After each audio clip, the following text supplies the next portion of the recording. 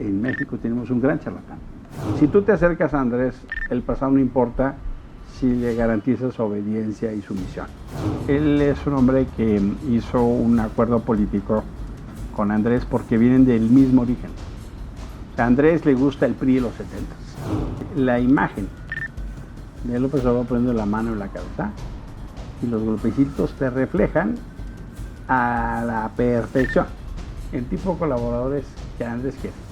Claramente el mensaje es un mensaje de complicidad. Entonces, claro, si el cuates no lo buscan, si no lo persiguen, si los dejan hacer, si los dejan pasar, si les financian campañas, si consiguen dinero, si va 6 veces a Badiraguato, 6 veces, casi una vez por año. Y dices, pues este hermano tiene ahí cosas, ¿no? López Obrador, traidor a la democracia.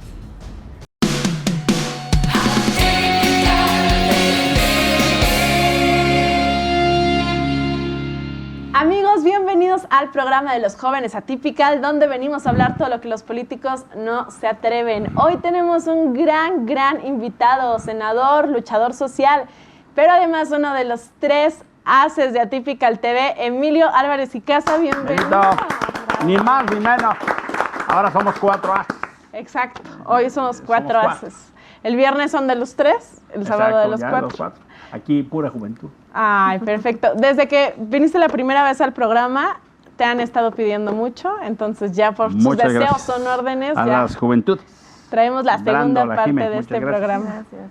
Qué bueno verles. Qué bueno. Y además, pues ya hace como 15 kilos que no te veíamos en persona, sí, ¿no? Sí, yo ya tenía un ratito sin ver. Es que tú te tomaste la globalización como cosa personal. Acá estabas muy global, hermana. Ya, yo estaba muy global, ya me estoy desglobalizando. Mandamos un beso al chamaco. Ay, muchas gracias. Por ahí tuvimos una narración que acabó en decepción. ¿Cómo que no se llamó Emilio? Es que ustedes no están para saberlo, ni yo para contarlo. Pero estábamos hablando que mi hijo se llama Alejandro, pero el nombre Emilio llegó muy lejos. Entonces... En fin, lo queremos igual, pero no es lo mismo. Bueno, pero así cada quien tiene su nombre. Cada quien, está bien, se entiende. Hay que darle besos, porque además es una edad fantástica. Sí, tiene 5 meses ya. Fantástico, todos los días descubren algo. Sí. Estamos hablando de cosas que las esquinas no entienden. Sí. ¿No? Las juventudes reales del programa no entienden. No entienden. Pero hay juventudes que ya ejercen las paternidades, son precoces. Pues. Pero estas juventudes son un poquito remisos. Es como el servicio militar, cuando haces el servicio militar ya fuera de la edad que te corresponde, ¿no? Se llaman remisos, ¿no, Jimé? Sí, yo todavía me falta nada. Haces bien, y además no tiene por qué ser, ¿eh? Quien quiera, bien, sí. Y quien no, pues también. Exacto. Ya eso es la padre, ¿no? Que las paternidades y maternidades son más libres. Exacto. Con que se ejerezcan con responsabilidad, cariño, que vengan cuando quieran o que no. El amor es la base. Y justo, para presentar a las juventudes reales del programa, de este lado tenemos a Jime Villicana, bienvenida, ¿cómo estás? Gracias, Vero, pues muy feliz, muy contenta con un invitadazo como Emilio, que siempre es muy grato escuchar y pues feliz de compartir con la audiencia Atypical como siempre. Ya te extrañábamos, Jime. Sí, yo también los extrañaba. Y de este lado no lo extrañaban porque lo vieron la semana pasada. Bueno, sí lo extrañaban, pero solo 6 días. Exacto. No lo extrañaron durante tanto tiempo. Brandon Cisneros, Brandito, muchas gracias. Brando. No, pues se puso duro y bueno el debate de la semana pasada, ¿no? Bueno. Pero ahora sí que pues, tenemos que seguir dando la batalla. Muchas gracias por la invitación. Aquí estamos con Jimena, con el maestro Emilio y contigo, Berito. Partidos hablaron el sábado, ¿no? Sí, hicimos un debate de si hay espacio para un nuevo partido político. Se agarraron del chongo, estuvo bueno, ya andaban deschongando. Exacto. Yo en esa batalla tengo ventaja. No me pueden agarrar del chongo fácilmente. Oigan, y antes de empezar el programa, nada más para pedirles lo que siempre les pido, que por favor nos ayuden compartiendo, dando like, que este programa le llegue especialmente a los jóvenes entre 18 y 30 años, es un público al que le queremos llegar, por favor ayúdenos. ¿Y cuántos likes quieren para este? Tenemos una semana para lograrlos. Una semana, ¿y cuál es el promedio? Andábamos como en 15,000. Bueno, pues que sean 18. 18,000. No, arriba, tenemos una semana. 21,000, hay que ser ambiciosos. Ándale, ojos, esa Jime viene con Toby. Con Toby, Lulu, muy bien. No hay límites, El cielo es el límite. Exacto. Órale. O generacionalmente, diría mi generación, el límite no existe. Muy bien, muy bien. Es por una película, pero bueno. Pues muy bien. Bueno, muy bien. Empecemos el programa de hoy ya para no extendernos. Tenemos temas muy buenos y quiero empezar por un caso que nos llamó mucho la atención esta semana. Fue muy polémico y fue el reportaje publicado por la revista Proceso sobre el paraíso secreto de los Bartlett, en donde pues se publica que la familia de Manuel Bartlett, del director de la CFE, se hizo de 164 hectáreas. Ahí nomás. Nada más en diferentes predios adquiridas a precios pues, risorios. Algunas en 0 pesos. O sea, te cuesta más ir por una dona que por un terreno en la Riviera Maya, en una de las zonas más exclusivas. Y AMLO pues sale a defenderlo, sale a decir como que esas son investigaciones por periodistas que lo que quieren es dañar a su gobierno. ¿Qué hace a Bartlett uno de los intocables de AMLO? ¿O por qué esta necesidad de defender lo indefendible? Mira, yo pienso que 3 ideas. La primera, él es un hombre que hizo un acuerdo político con Andrés porque vienen del mismo origen. O sea, a Andrés le gusta el PRI de los 70s. Y Bartlett es eso, ese nacionalismo revolucionario. Entonces, hablan el mismo idioma, vienen un poco de esa cultura, de ese PRI y del rol del gobierno, el rol del Estado. Entonces, hablan lo mismo. La segunda es, él fue un hombre icónico por todo el fraude del 88. Claro. Y que él haya, vamos a decir, confesado su nuevo credo. O sea, si tú te acercas a Andrés, el pasado no importa si le garantizas obediencia y sumisión. Y en tanto cuanto eso pase, entonces te redimes del pasado. Aunque haya sido pues, mismo contra Cuauhtémoc Cárdenas, por ejemplo, o contra Manuel Cloutier. Pero como él ha profesado esta lealtad. Entonces, eso es lo importante para Andrés. Y la tercera es que él es un operador muy eficaz. Puede gustarnos o no, pero en toda la transición del 6 al 18, Bartlett fue un operador político muy eficaz, ¿no? Puede estar de acuerdo con él o no. Y ahora, en este sexenio, es un director de una empresa pública. Pero pues no ha sido eficaz como... No, pero no, es que tú y yo tenemos un concepto distinto de eficacia. Ok. Eficaz... ¿No? O sea, en cuanto a lo que es la lógica política de Andrés.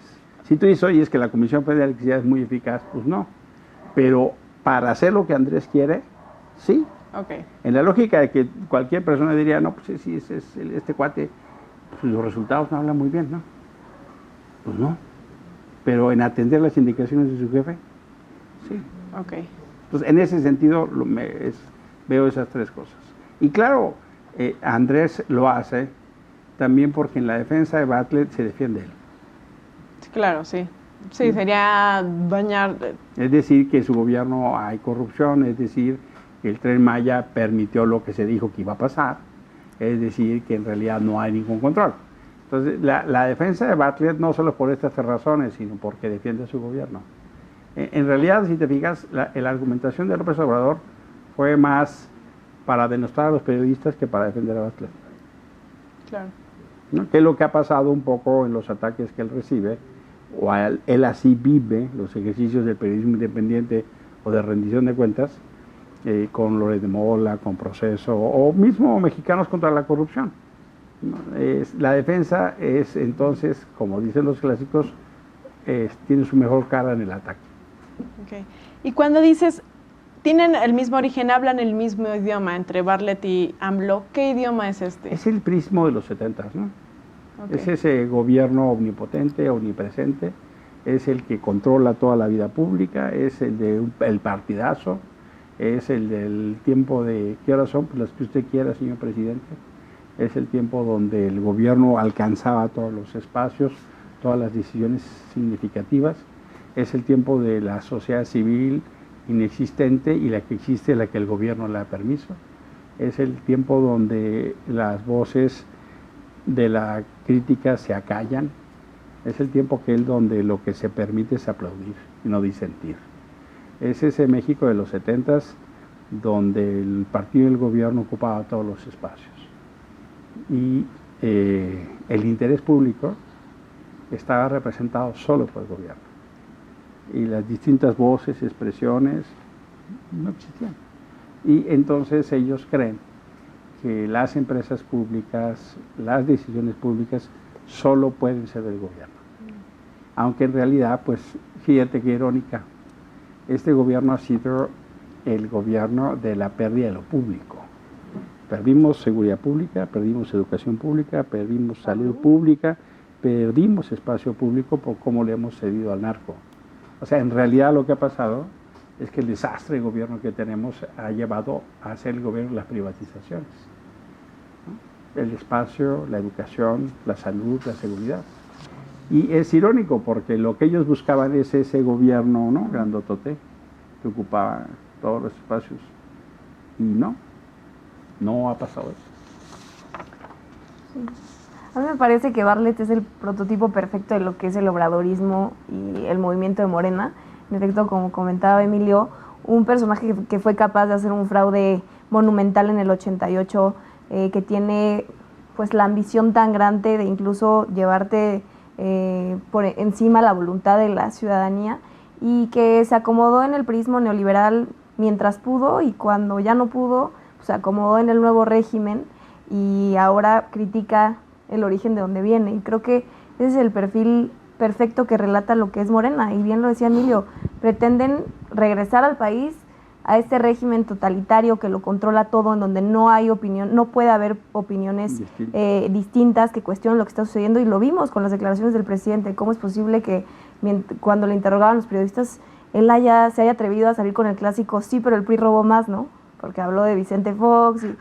Y eso es lo que hemos tenido a lo largo de todo este sexenio, y que desafortunadamente, por lo que vivimos este 2 de junio, pues parece que hacia allá vamos. De pronto la gente se asusta y nos pregunta que si nos vamos a convertir en Venezuela. Pues de pronto no sé si en Venezuela, pero sí retornamos a ese régimen totalitario del que nos costó tanto salir, y que muchísimas personas que dieron la batalla por tener instituciones democráticas, pues hoy estamos viendo cómo todo eso se echa por la borda. Y pues a mí sí me parece irónica la memoria selectiva del presidente, porque en el 95 él dio información a proceso donde denunciaba a Bartlett, ¿no? Incluso daba información de ahí como un cártel inmobiliario de Bartlett, y hoy lo defiende, y no tanto que lo defienda, pero lo solapa, ¿sí?, precisamente porque lo considera uno de los suyos, que él es leal, porque como el antiguo régimen priista, ellos aceptan a quien sea, ¿no? Pueden aceptar en sus filas hasta la más extrema derecha o a la más extrema izquierda. No les interesa en realidad. Morena ni siquiera es una ideología, es simplemente un partido que puede aceptar personajes, no importa lo que hayan sido, lo que hayan hecho, mientras sean leales a ese régimen y mientras busquen perpetuar a Morena en el poder, pues van a ser siempre bienvenidos, ¿no?, en los brazos de López Obrador. A mí me gustaría invitar a la familia Typical para que vea un reportaje muy conocido, pero que si alguien no lo ha visto tenga la oportunidad de leerlo, que se llama Las propiedades que Bartlett ocultó. Es de Mexicanos contra la Corrupción y la Impunidad. Y esto nos demuestra, pues, o sea, cómo un señor que ha trabajado toda la vida en el servicio público tiene propiedades valuadas en $50 millones. O sea, ya ni siquiera de pesos. O sea, creo que esto es el reflejo perfecto de por qué los jóvenes estamos hartos de estas viejas prácticas y de estos viejos políticos. Porque él no solo es viejo de edad, es viejo en prácticas. Es un término que he estado un poquito impulsando, los viejos políticos. No depende de si una persona tiene 80 o 90 años, sino de las prácticas, de los ideales, de la forma en la que ejerce la política. Él es un viejo político por edad, por prácticas, alguien que tiene señalamientos claros de corrupción, que no se ha podido comprobar de dónde sacó tanto dinero para tener estas propiedades y ser inversionista y tener empresas en las cuales se ha servido a través, pues, de los puestos públicos que ha venido ocupando. Y en ese sentido creo que es el ejemplo perfecto de todo lo que está mal en este país, y porque hay jóvenes que tienen interés en involucrarse en la política por un mero beneficio económico, por un mero beneficio personal, cuando realmente quienes sí estamos tratando de impulsar un cambio distinto, pues vemos este tipo de prácticas, y pues sí puede generarle desánimo para algunos, pero no debería ser un desánimo contundente. Es una persona que lamentablemente le ha hecho mucho daño a este país, que ha estado en todas las administraciones y que pues posiblemente vaya a ocupar un lugar importante en el gobierno de Claudia Sheinbaum. No nos han adelantado las malas noticias, pero no por eso tenemos que dejar de señalarlo. Claro, no, tienen tal la razón. Es camaleónico, ¿no? O sea, ha sabido cambiarse los colores y caber una en persona con diferentes vocación de poder. espacios. Y luego entonces lo que dice Jiménez es muy certero. O sea, ¿quién fue el presidente neoliberal por excelencia? Salinas, ¿no? Y él fue el secretario de Educación de Salinas. Y venía a ser secretario de Educación, de Gobernación. Entonces pero rompió con ese prismo y ese es justo donde se encuentra con Andrés. Pero nada más o sea, especulando, cuestionando aquí un poco la idea que estamos tocando, coincido completamente en la lealtad que puede tener Bartlett y el agradecimiento de esa lealtad de AMLO, pero justo este personaje que yo me atrevería a decir tan perverso, porque la historia respalda así las acciones de Bartlett, es un personaje perverso, no sé más bien que le debe algo a AMLO, o sea, no sé qué tanto este perfil de sumisión de Bartlett a AMLO y no medio al revés pueda ser cierto. Mira, yo creo que Bartlett no disputa para nada el liderazgo de Andrés, ¿no? Y creo es el reconocimiento indiscutible que él es el líder de ese movimiento. Y déjame decirlo así, o sea, Bartlett sí le viene siendo un coronel, pero no disputa al general. Okay. ¿No? O sea, Bartlett está contento en donde está y yo creo que él se siente partícipe de un proyecto y quiere defender ese proyecto y cree en eso. Cree en la estatización, cree en la empresa pública, cree que hay que controlar la iniciativa privada. Él como senador hizo varias de las batallas como el PT contra varios de los modelos que se estaban impulsando tanto en el sexenio de Felipe Calderón como de Enrique Peña Nieto. Ahí coincide con Andrés. Okay. Es esa vieja visión, ¿no? Por ejemplo, los cambios que hicieron la Compañía Federal de Electricidad. Pues cuando tú ves el modelo y sabes, espérame papá, hay pues cambio climático. O sea, ¿cómo seguimos con el paradigma de la energía fósil? Claro, de los y este cuate pues fue de los que ha propiciado la generación de electricidad quemando combustóleo. Eso es la administración de Bartlett en la Compañía Federal de Electricidad, quemada combustóleo. Pero a ver, espérate, eso pues, le va a hacer profundo daño al país. Claro.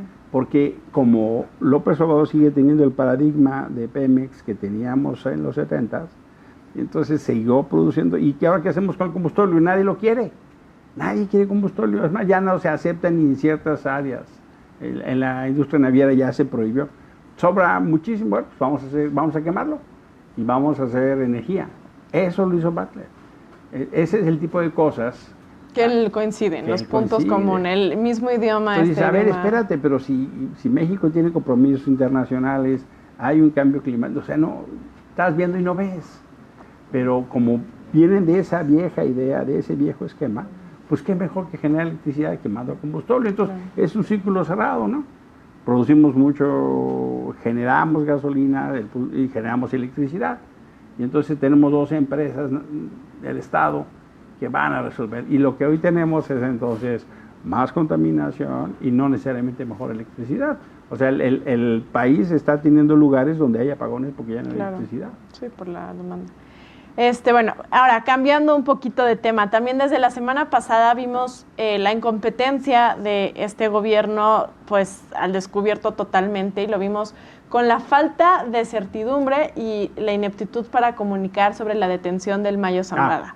Era muy claro que tanto Rosa Isela como Andrés Manuel iban un paso atrás de las autoridades estadounidenses. O sea, se estaban enterando se estaban enterando de la información gracias a las noticias internacionales y era muy claro que no había una comunicación o una cooperación bilateral entre los dos países. Pues puede ser por la desconfianza que las autoridades de Estados Unidos tienen en el gobierno mexicano, pues para ejecutar una estrategia de seguridad y de aprehensión de los líderes del crimen organizado.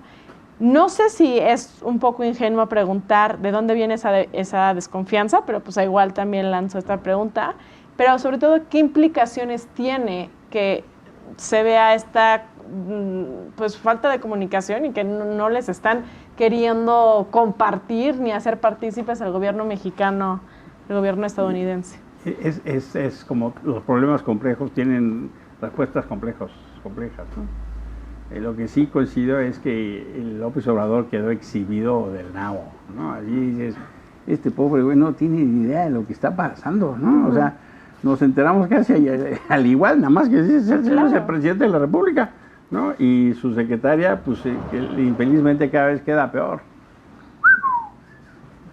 Y es un saludo combativo a un personaje que un nombre empieza con C y termina con Arlos. Claro. Saludos, mi Carlitos. Saludos, bienvenidos. Y eso, pues la verdad de las cosas es que es muy difícil de entender cómo una captura de ese tamaño de un personaje que pues lleva años en la industria de la muerte, es cosa del narcotráfico, y el gobierno de México no puede ni explicar dónde salió el avión, por qué lo detuvieron, o sea, al día de hoy No saben. las historias que nos cuentan son de veras patéticas. El pobre piloto de Estados Unidos que dieron su nombre para tratar de ocultar. O sea, la fecha de hoy no sabe. Y luego todavía lo que va a decir los seis será lo calla. Se lo pregunta y lo dicen públicamente como, no, mejor asegurarnos. No, eso no lo digas. O sea, Claro. la pobre Rosa Isela traga unos pinches sapos, pero así, ¿no? De 4 kilos, ¿no? O sea, la verdad va a ser difícil tener un jefe así, sin duda. Pero mira, lo que pasa es que el tema de la muerte, sobre todo de las juventudes, de las y los jóvenes en Estados Unidos, es tremendo. En la guerra de Vietnam murieron poco más de 58,000 soldados estadounidenses. Cada año están muriendo más de 100,000 personas por fentanilo. Es la principal causa de muerte de los jóvenes en Estados Unidos. Y no sé si han visto los reportajes de algunas ciudades. Sí, ¿no? Ciudades zombies. Que parecen los zombies, ¿no? Sí. Son homeless, personas sin casa o sin domicilio, que andan deambulando, pues ya se volaron, se quedaron en el viaje, ¿no? Y eso tiene que ver con toda esta industria. Y por supuesto, el tema yo pienso que es un gran dilema para los dos lados de la frontera, porque para que la droga llegue allá, pues también allá la mueve, ¿no? Entonces es increíble que allá nunca la encuentres, ¿no? Sí. Entonces me parece que, claro que requiere una cooperación internacional mucho más fina, claro que tiene que entenderse que es problema allá y problema acá, pero es un tema de la agenda electoral de Estados Unidos. Claro. Pero, o sea, ahondo en el qué grave que no haya esa confianza de las autoridades estadounidenses en las autoridades mexicanas. O sea, ¿qué implica? ¿Qué consecuencias va a tener para nosotros que haya esta ruptura comunicativa? Yo pienso que es una puntual señalamiento a López Obrador. A ver, el Mayo tenía 4 órdenes de aprehensión. Y dice López que no lo busca para porque mantener la paz. Es un problema. ¿Sabe usted? El trámite es muy difícil. O sea, no lo buscaron. Entonces, claramente el mensaje es un mensaje de complicidad. Entonces, si el cuates no lo buscan, si no lo persiguen, si los dejan hacer, si los dejan pasar, si les financian campañas, si consiguen dinero, si va 6 veces a Badiraguato, 6 veces, casi una vez por año. Y dices, pues este hermano tiene ahí cosas, ¿no? Entonces, la autoridad de Estados Unidos es en realidad la que se mueve en los temas de justicia significativos para México. Ahí está García Luna, ahí está Cienfuegos, ahí está... Y por supuesto, yo claramente lo leo igual, así, pero es un mensaje de absoluta desconfianza. Yo no soy fiscal de Estados Unidos, pero si fuera, yo creo que tendría la misma desconfianza. Claro, qué grave, ¿no? Yo creo que el personaje más preocupado por esta opacidad en la información y porque de verdad le está llegando la información a cuentagotas y como bien decía Emilio, nos enteramos casi al mismo tiempo, pues debe ser el propio López Obrador, ¿no? Porque como bien dice Emilio, pues eso nos puede dar una idea de por qué no le pasan la información y evidentemente yo sí creo que es un tema de desconfianza y hay algunas similitudes con el hecho de que se haya dejado a la DEA fuera de esta detención, que también pues nos hacen pensar que el FBI desconfía en el gobierno de López Obrador pues porque sospecha quizás de complicidad, de hechos de complicidad, y así como desconfían de la DEA, ¿no? Y mucho se dice que el Mayo era protegido por la DEA justo por dar información de contrincantes, por haber dado información para la captura del Chapo. Entonces, yo sí creo que estos hechos de que se haya excluido a la DEA, que no se le esté dando información a López Obrador, pues al que tiene más preocupado es a él mismo, ¿no? Porque entonces, ¿qué podrá ahora suceder con la investigación que lleva a cabo el propio FBI y qué tantos nexos se podrán encontrar? No lo sé, pero creo que se nota hasta en la propia comunicación del presidente, pues, que está preocupado.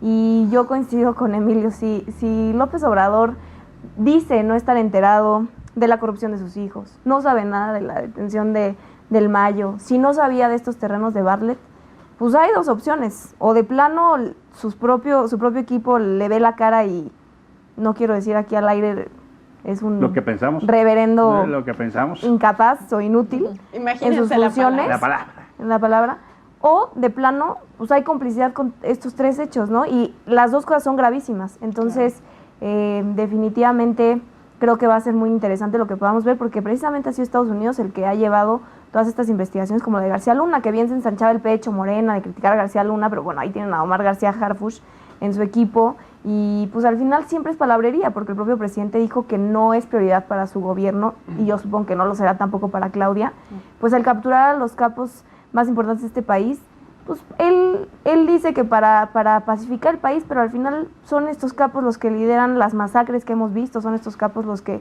lideran pues que México hoy viva, que ya estados como el mío, Michoacán, ya vivan en manos y sean territorio del crimen organizado. Entonces, pues muy lamentable lo que vivimos en este país y nos toca pues estar casi en resistencia y sobreviviendo a diario. Y fíjense, hace unos días Trump dijo en una entrevista que en México el crimen organizado podía quitar un presidente en menos de 2 minutos.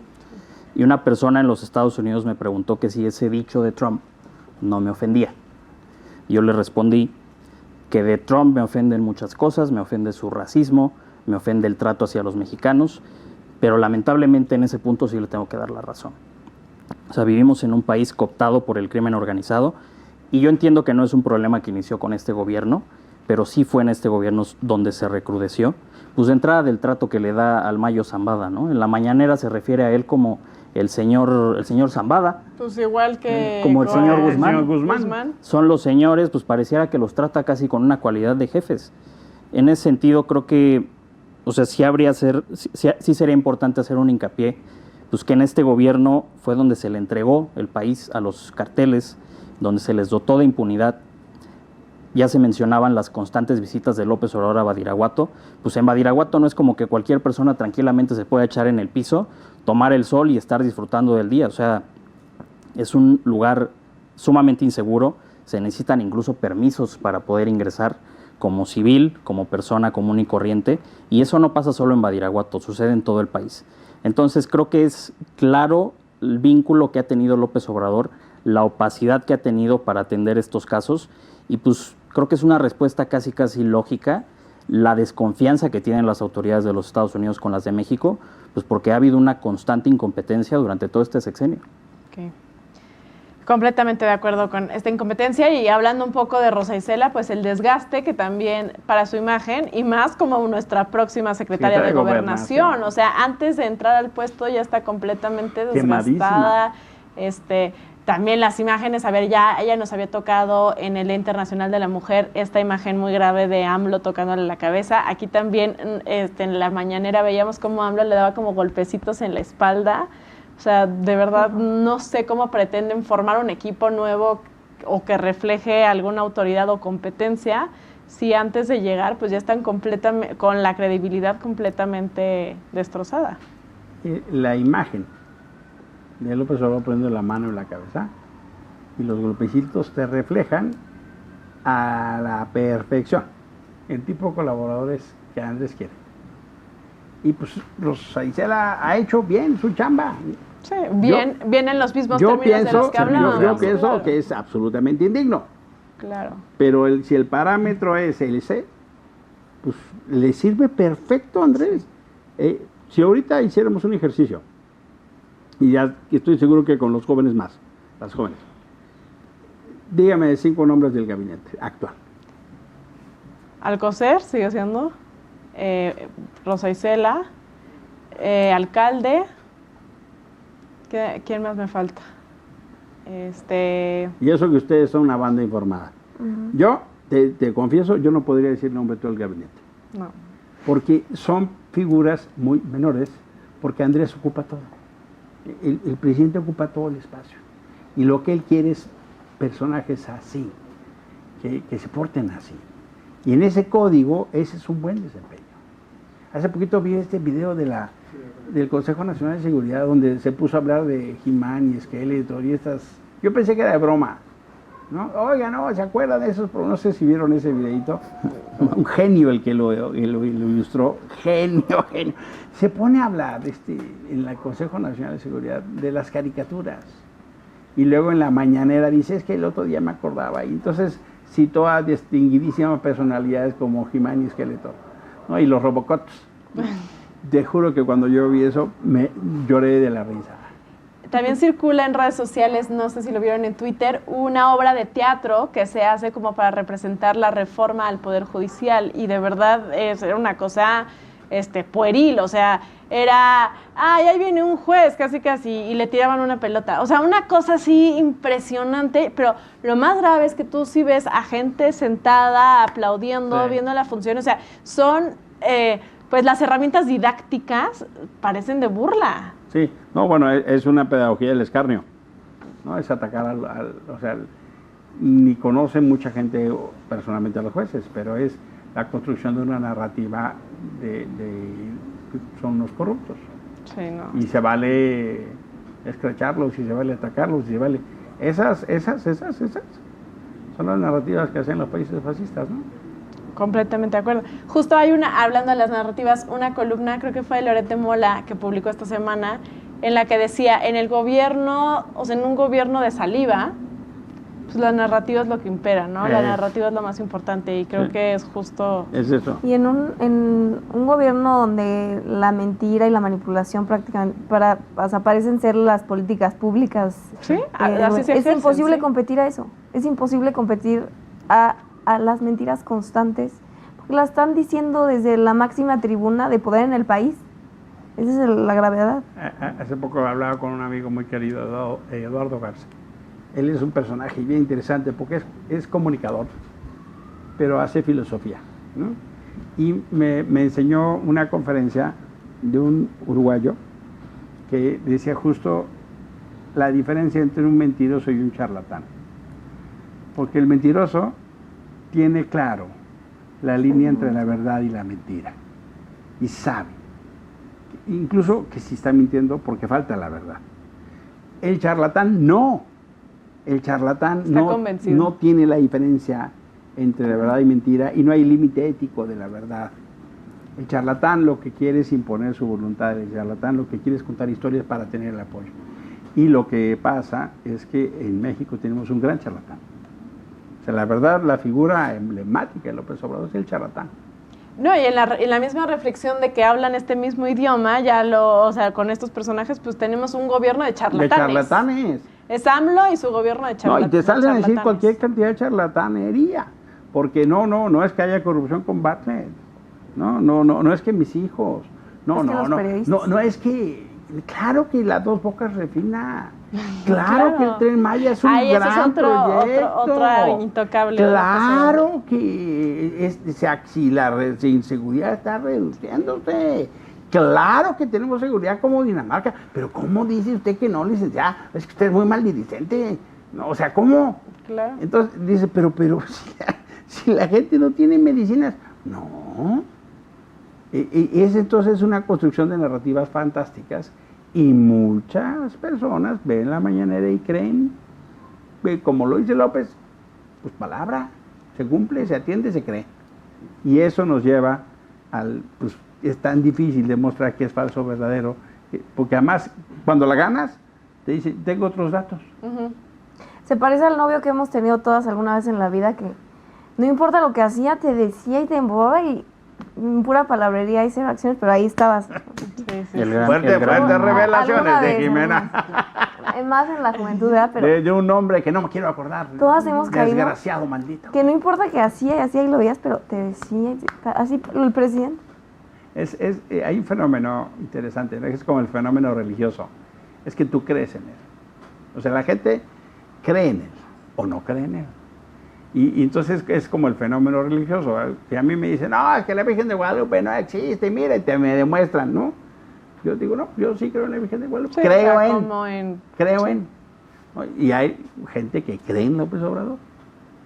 Cree. Pero qué fuerte, o sea, qué fuerte, o sea, esta comparación que acabas de hacer, o sea, Sí. de la figura mesiánica, Sí. o sea, un gobernante no debería de tener esta, pues, como descripción de un ser en donde cabe la posibilidad de creer aún con pruebas contrarias. Claro. Un gobernante debe ser un funcionario más, como piensa en una persona en su empresa, pues si enseñas un mal desempeño, está claro que tiene un mal Mira, desempeño, punto y ya. La gente cree, ¿no? En lo que dice este personaje. Y no basta más que eso como evidencia.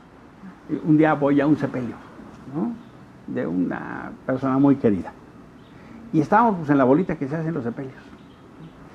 Y se acerca una muchacha. Y me dice, ¿saben quién? ¿Usted es Emilio de Vallecasa? Sí. ¿Usted es el senador Emilio? Sí, sí. Entonces, estábamos velando voy a decir, al señor Juan, ¿no? Ah, pues, el señor Juan lo odiaba. Yo, cabrón. O sea, al que estábamos velando, ¿no? Y entonces, pues, ahora sí que voy a decirlo como podría ser. El muerto lo odiaba, ¿no? Ay, pues, mi respeto con el señor Juan, ¿no? Entonces, la mamá de esta chica le dice, oye, pues, con más prudencia, ¿no? Dice, no, entonces interviene la persona muy, muy querida y me dice, no, pues es que tú no sabes las discusiones que generaste. Porque, pues, este señor Juan, pues, el nombre inventado, pues era un hombre con estudios universitarios, formado, pero escuchaba la mañanera. Entonces, como tú salías en las mañaneras, él opinaba muy mal de ti. Y yo le dije, oye, pues, papá, pues tú no lo conoces, yo sí lo conozco. Y como López Obrador lo decía, entonces me odiaba, ¿no? Y me dice, bueno, qué bueno que viniste al sepelio. Pero el personaje del sepelio, al que yo no tuve el gusto de conocer en vida, ¿no? Nunca tuve un trato personal con él, nunca tuve nada. Pero como lo decía López Obrador, era suficiente. Y dices, cañón, ¿no? Estas cosas pasan en la cotidianidad. Claro. ¿No? Y es esta cosa del mesiánico, ¿no? Y yo creo que tenemos que aprender de eso. O sea, sí creo que a lo largo, tipo, en este proceso electoral debimos haber aprendido que de verdad la gente es mucho más emocional que racional.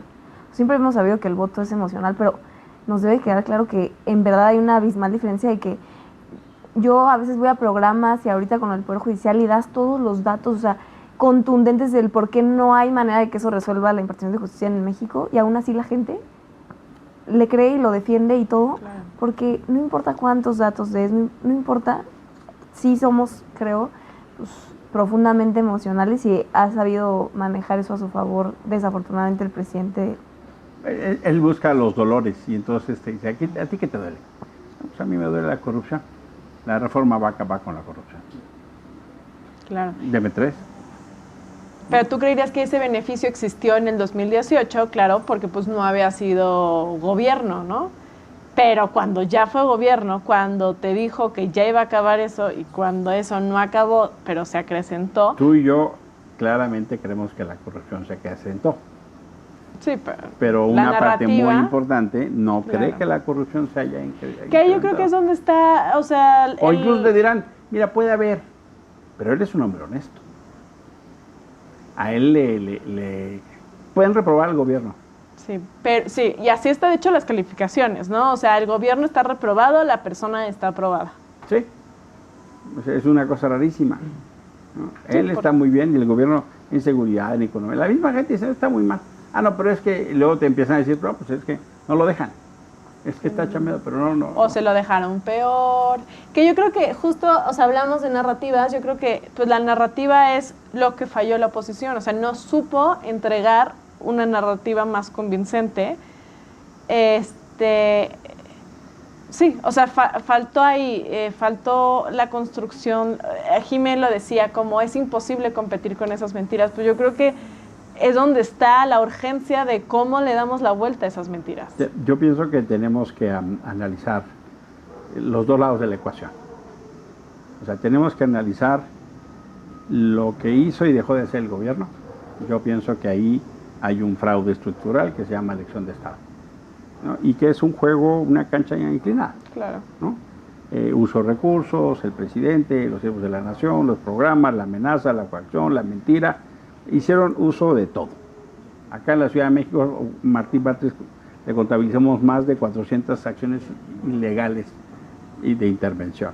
En los días antes de la elección detuvieron a gente del Álvaro Obregón y Lía Limón perdió. Por ejemplo, no, nada más un ejemplo, ¿no? También tenemos que analizar el lado de la ecuación de la oposición. Y que nos hizo bien, que en términos de los liderazgos de los partidos, que no ayudó a que la potencia de una candidatura ciudadana llegara. Porque Jimmy y yo estábamos ahí en coordinación de mesas y nos pasamos como la versátil Esmeralda, pero era un poco complicado porque el mensaje no tenía el eco por cosas y decisiones que tomaron los partidos, ¿no? ¿Cómo construyes la idea de que es una candidatura ciudadana si los primeros puestos de las pluris se los llaman los dirigentes? Claro, sí. Y en el 80% de los estados repitieron el mismo modelo los líderes estatales. Oye, pero bueno, también, ¿dónde están las causas que estos partidos están apoyando? ¿No? Y pues no era tan fácil encontrar. Por supuesto, la narrativa tuvo sus dificultades, ¿no? Y cuando tú empiezas a analizar los resultados estatales, en algunos lugares, hoy justo tenía una reunión para eso, te encuentras mucho más votación para el Congreso que para Xochitl. O te encuentras más votación para las candidaturas de gobernador que para Xochitl. Sí, tenés razón. ¿No? Y entonces dices, oye, pero es que había estados donde no había propaganda de Xochitl. Y había estados, entonces hay cosas que yo creo que sí tenemos que revisar de lo que no funcionó de nuestro lado, sin duda, porque si no entendemos lo que falló, no vamos a entender los problemas. Y también tenemos que analizar a detalle los atasques del otro lado. Sí, claro. Porque si no nos vamos a ir al 27, sin entender.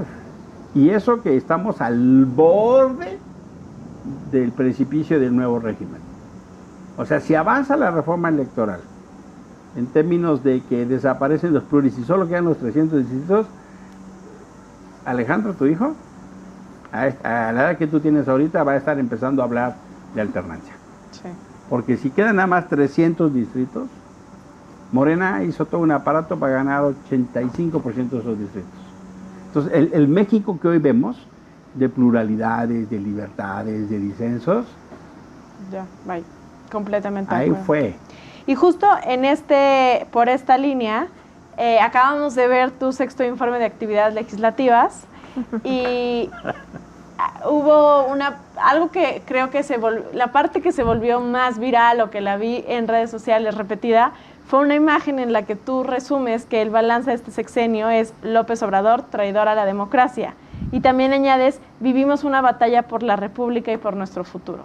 Justo en eso, ¿podrías ahondar un poquito más? Sí, yo fui electo en el 18. Yo llegué al Senado por una alianza de una organización ciudadana, se llama la Iniciativa Ahora, con partidos políticos. E hicimos un acuerdo, le llamamos una alianza electoral parlamentaria de gobierno, con PAN, PRD y MC. Y yo competí como candidato externo del PRD para la senaduría de la Ciudad de México. Han dicho que soy pluri, pero no, yo soy del senador por la Ciudad de México. Y nuestro acuerdo era armar nuestro propio grupo parlamentario, que tuviéramos en la Cámara y en el Senado nuestro propio grupo. Ese tema fue el que más trabajo costó para firmar el acuerdo. Los líderes de los partidos entonces eran Dante, bueno, sigue siendo, parece que desde hace algún tiempo, Damián Cepeda y Manuel Granados del PRD. Y se tardaron 3 meses, Vero, Brandon, Jimé, 3 meses para firmar. Finalmente lo firmaron. Entonces vienen las elecciones, no nos dan los números y decidimos quedarnos sin grupo parlamentario, que en la cultura política mexicana eso se entiende como independiente. Yo en el Senado y una compañera y un compañero, Lucía Riojas, una compañera que le dio un churrito de marihuana a Olga Sánchez, por eso se hizo muy viral, y un amigo de Chiapas que se llama Carlos Morales. Y ahí empezó este camino, ¿no? Y la verdad debo decirte que los primeros 3 fueron complicados, porque yo era como profeta en el desierto, era el único sin grupo parlamentario en el Senado. Entonces la batalla era para que me dejaran hablar. Claro. Pero nos logramos imponer y se hizo esa práctica. Y los segundos 3 años armamos el grupo plural, con otros senadores que se salieron de sus grupos, como Germán Martínez, Gustavo Madero, Nancy La Sierra y Alejandra León Gastel. Pero lo que vivimos fue una profunda decepción, una regresión tremenda. El fenómeno de la militarización del país, el fenómeno de la salud, lo que platicábamos. Entonces, justo yo dije, bueno, yo creo en la rendición de cuentas. Hay compañeros que pues, ya ni informe presentan, nada más lo van por escrito. Yo decidí hacer mi informe y puse una imagen mía en tribuna cuando se estaba discutiendo el plan B. ¿No? Y entonces saqué un letrero que decía López Obrador, traidor a la democracia. Y presentó el libro, por favor, le pusieron una pantallona. Sí, sí. Y dije, este es mi balance del sexenio. López Obrador, traidor a la democracia. Y el plan C es peor que el plan B. Ganamos esa batalla y yo ese letrero lo dejé afuera de mi oficina. Desde entonces, el plan B pues, fue como en noviembre del 22, ¿no? Noviembre, sí, hicimos la marcha. Noviembre del 22. Sí, noviembre sí. fue el plan B, y luego en febrero fue entonces, la corte. Todo 23, todo 24. Ese letrero estuvo en la puerta de mi oficina casi 2 años. Porque la verdad es que lo que López Obrador ha hecho eso, es traicionar a la democracia, traicionar las reglas, se metió ilegalmente a la campaña, atacó a Xochitl, ya tarde y mal dijeron que había cometido violencia de género y hicieron uso de recursos públicos de manera ilegal. En fin, todo lo que hemos visto. Pero también esto de querer quedarse con el Poder Judicial, porque la Suprema Corte de Justicia no avaló que la Guardia Nacional se fuera a la Sedena, como dice la Constitución, en esta venganza mezquina que le caracteriza. Eso también es una traición a la democracia. Que no haya salud para las y los mexicanos es una traición a la democracia. Que no haya seguridad y que Michoacán u otros lugares, pues el narco domine, mande y te dice a quién le puedes comprar el pollo, quién te vende las cervezas, quién te compra el material, a quién le puedes comprar el material de construcción, en muchos lugares de esta república. O que haya mexicanos que se vayan a Guatemala huyendo de la violencia, o mexicanos que se vayan a Estados Unidos porque el narco les quitó su fábrica, su cerradero, su maderería, su tienda, o porque quieren reclutar a su hijo. Yo entrevisté a una señora en Tijuana que dice, yo me vine porque una cosa es que pague derecho de piso, otra cosa es que se quiere llevar a mi hijo. De esas historias, miles. Eso yo pienso que es traición a la democracia. Y sí, pues tuvo su jale. No, claro, lo vimos por todos lados. Ese traidor a la democracia, coincido completamente en ese balance, porque además es lo que están proyectando para este sexenio también, ¿no? Todo el asunto de la sobrerepresentación, pues también es una traición a la democracia. Pues sí, y mira, pasa mucho en redes, ¿no? Las imágenes son potentes. Sí. Y yo eso es lo que quería, ¿no? Que vieran. Este es mi resumen del gobierno. Así empecé mi informe. ¿No? Y es que en verdad creo que ahora viene un momento súper interesante que es la disputa de la herencia o de este gobierno. Entonces unos van a salir a decir que este es el nuevo Benito Juárez, pero Benito Juárez se quedó corto, ¿no? Y yo pienso, quienes no estamos de acuerdo, sí tenemos que hacer una disputa de qué fue este gobierno. Claro. Y por eso dije, este es mi balance del gobierno. A ver, quiero hacer este ejercicio. Jimé, Brandon, ¿ustedes qué balance del gobierno tendrían? Ha sido el gobierno de las mentiras. Coincido 100% que es un traidor a la democracia. En primer lugar, pues porque ya podemos señalarlo contundentemente como el mayor delincuente electoral que ha habido en este país. Perdió las elecciones en el 2006. Él acusó que hubo un fraude. Hubo una reforma electoral para que estuviera un poco contento. Volvió a perder en 2012. Denunció que hubo un fraude. Hubo una reforma electoral. Llegó a la presidencia en el 2018 por el voto de la gente y por la autoridad electoral, las instituciones y las leyes electorales que existen, que se fueron dando incluso gracias a las luchas que él mismo dio. y ahora reniega de esa autoridad electoral cuando está en el poder. Es decir, le fueron útiles las autoridades electorales, las instituciones, las leyes para llegar al poder, y ahora que tiene un poder absoluto, ahora que mucha gente vota por él, pues pareciera que se le olvidó la historia, que no hay memoria histórica en este gobierno y que quiere imponer sus instituciones, sus leyes, como es lo que ha venido haciendo durante todo este sexenio. Creo que por eso tenemos que atender de lleno el tema de la sobrerepresentación. Yo aprecio mucho al doctor Lorenzo Córdoba, fue mi maestro en la facultad, tengo muchas concordancias con él. Él dice que no hubo una elección de Estado, yo afirmo que sí hubo una elección de Estado, pero creo que más que estarnos atorando con las definiciones y los conceptos, al final de cuentas queremos lo mismo. Vivimos la elección más inequitativa de las últimas décadas, y lo peor de todo es que, a pesar de ese contexto tan trágico para la democracia y la pluralidad, hoy Morena se quiere dar el premio mayor, imponiéndose con el 75% de sobrerepresentación en la Cámara, cuando únicamente obtuvieron un 58% de los votos. Es decir, la ley te impone un tope de 8% y ellos quieren un 17% de sobrerepresentación, quieren más del doble. Si esto no nos mueve, ¿qué otra cosa nos puede mover? Hay que dejarle muy en claro a quienes integran el Instituto Nacional Electoral, el Tribunal Electoral del Poder Judicial de la Federación, que sus votos son importantes, que sus votos no son un mero trabajo en el escritorio. Un mero trámite, como No es un trámite. Sus votos tienen trascendencia histórica, y lo decía perfectamente bien el exconsejero presidente Leonardo Valdés Zurita. Cada voto cuenta y cada voto es importante. Y si está en juego la república, la democracia, la división de poderes, la participación ciudadana en este país, tienen que entender el momento histórico que estamos viviendo, y por eso vamos a salir a marchar este próximo domingo 11 de agosto. Vamos a hacer la concentración afuera del INE, porque lamentablemente hemos visto que el trabajo y la lucha no ha sido la adecuada por parte de los partidos políticos de oposición, y también dejar en claro que no estamos saliendo por ellos. Estamos saliendo por el país, estamos saliendo por las instituciones, estamos saliendo por el futuro de México. Y si ellos estuvieran en una condición opuesta, también estaríamos saliendo por quienes se pretende minimizar y aplastar y pulverizar desde el poder, como es lo que ha venido haciendo este gobierno, lamentablemente. Entonces, se reitera la invitación. El 11 a las 11, afuera del INE, porque no podemos ser cómplices de este atropello que quieren hacer a la democracia y la participación.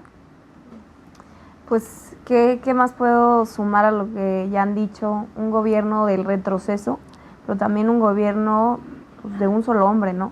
Finalmente, sumamente intolerante.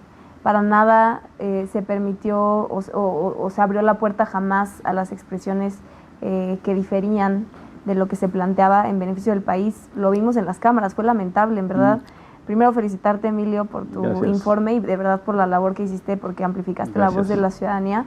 Pero en verdad era lamentable y tristísimo ver que lo único que trascendió en el gobierno y que pasó y que se discutió pues fueron las reformas, o bueno, y las iniciativas que mandaba el presidente o las iniciativas de Morena. Jamás se le dio voz a la oposición, y es que lo que no entendió el presidente es que no se trataba de partidos políticos, se trataba de la representación de la ciudadanía, y lo que están diciendo ahorita es sumamente cierto. La sobrerepresentación pretende aplastar a las minorías, ¿no? Porque en efecto, este 8% que mencionan, pues se pensaba para amplificar las voces de las minorías, para que hubiera esta representación en las cámaras de quienes no votaron por la fuerza la mayoritaria, y ahora parece que el voto de quienes votaron por la fuerza mayoritaria vale 3 veces más que el voto de quien votó por una fuerza política distinta. Entonces, definitivamente creo y diría que sí es el gobierno del retroceso, y qué lástima, sobre todo para las nuevas generaciones. Obviamente vamos a seguir dando la batalla, aquí nadie se ha rendido ni se rendirá nunca, y por eso también me sumo a esta invitación este domingo 11 de agosto a las 11 afuera del INE. Ahí vamos a estar, porque finalmente sí hay que decir lo que sí se logró en este gobierno por parte de quienes no estuvimos de acuerdo, y creo que fueron conquistas de las y los ciudadanos, y una de esas fue frenar las reformas del presidente, y son el claro ejemplo de lo que podemos hacer si nos organizamos y nos articulamos. Y también este mensaje de ánimo de que pues sí perdimos, ¿no?, en este 2 de junio, pero al final seguimos y tenemos que seguir colectivizándonos, teorizando, cuestionándonos, analizando y saliendo a exigir, porque finalmente pues sí es real esta fuerza ciudadana y el poder que tenemos como ciudadanos pues para de pronto frenar arbitrariedades, que es lo que planteamos que hacer en este momento con la subrepresentación. Ojalá que el INE, los consejeros y también el tribunal actúen a la altura de lo que estamos viviendo en el país y que bien lo dijeron aquí, pues van a ser recordados, ¿no? Van a ser recordados por la historia de este país y ya estará en su propia decisión cómo quieren que los recuerde la historia de México. Perfecto. Ni más ni menos. Pues oigan, sentencias muy claras, muy duras y muy buenas para cerrar este programa. La última pregunta iba referente a esta movilización. Ya hicieron la invitación, me parece que no hay... Bueno, ¿qué faltó decir de la movilización? Faltó decir que no solo es en la Ciudad de México. Ok. En los estados les invitamos a que se concentren en el INE local. No en el OPLE, sino las oficinas del INE. Sí. Cada estado tiene una junta local del INE, que es como la cabecera del estado, y tiene distritos. Quien no pueda ir a la capital, pues hágalo afuera de la junta. Hay distritos y tienen oficinas. Queremos que la gente del INE sepa, así como salimos a defenderlo, queremos que nos representen. Y queremos que haga una interpretación de la Constitución armónica. Decía Lorenzo, ¿no? Sistemática, funcional, integral, diría yo. Porque nada más leer un parrafito va a hacer mucho daño. Y yo pienso que lo que se juega es la República.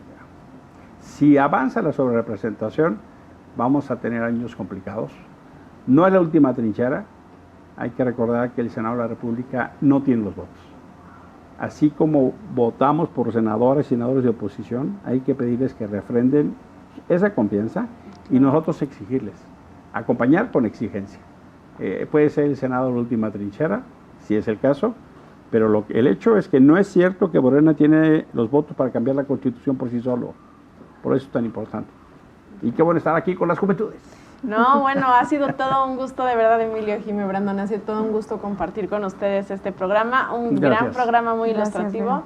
Y también con ustedes ha sido un gusto compartir esta mañana del sábado, que es cuando se publica el programa, pero lo pueden ver a la hora que quieran. Tenemos una semana en un colibrí, es de buena suerte. Para 20,000 likes, ¿no? 20,000 likes. 20,000 likes. Es una semana. Tú les puedes dar el último memo el viernes previo a que se cumpla la semana. Les vamos a decir, échenle montón. Exacto. Mañana les voy a decir, no se pierdan el sábado. Exacto. Mañana no se pierdan los 3 haces. Exacto. A las 9 de la mañana. Ahora no sale hasta el sábado. Bueno, no se lo pierdan cuando sea. Pero no se lo pierdan cuando sea. No se lo pierdan ningún viernes. Nunca se lo pierdan. Nunca se lo pierdan. Y después de este programa vayan a ver los haces, o después de los haces otro. Búsquense en la historia, hemos hecho muchos programas. Sí, entonces sí, búsquense el que quieran de Atípica tiene Atípica. harto material. Exacto. Ya hay 1 millón de seguidores, ¿no? Ya somos más de 1 millón. Ya, de verdad. La familia Típica crece. Se reproduce. Se reproduce. Con eso de Como amados, yo. amados los unos a los otros.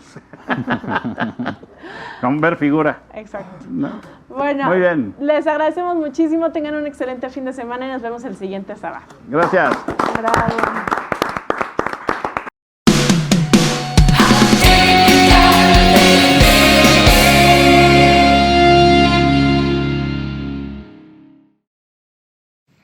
Familia Typical, muy buenos días. La carta que escribí este jueves para Typical TV se la dirigí a los 5 ministros del Tribunal Electoral del Poder Judicial de la Federación. Y como cada jueves les recuerdo, me hagan el gran favor de viralizar este video entre sus amigos, sus conocidos y sus cuates. Mil gracias. Bien, vamos a la carta. La cabeza de la carta dice, carta dirigida a los 5 ministros del Tribunal Electoral del Poder Judicial de la Federación. Y entre paréntesis, no nos vayan a traicionar.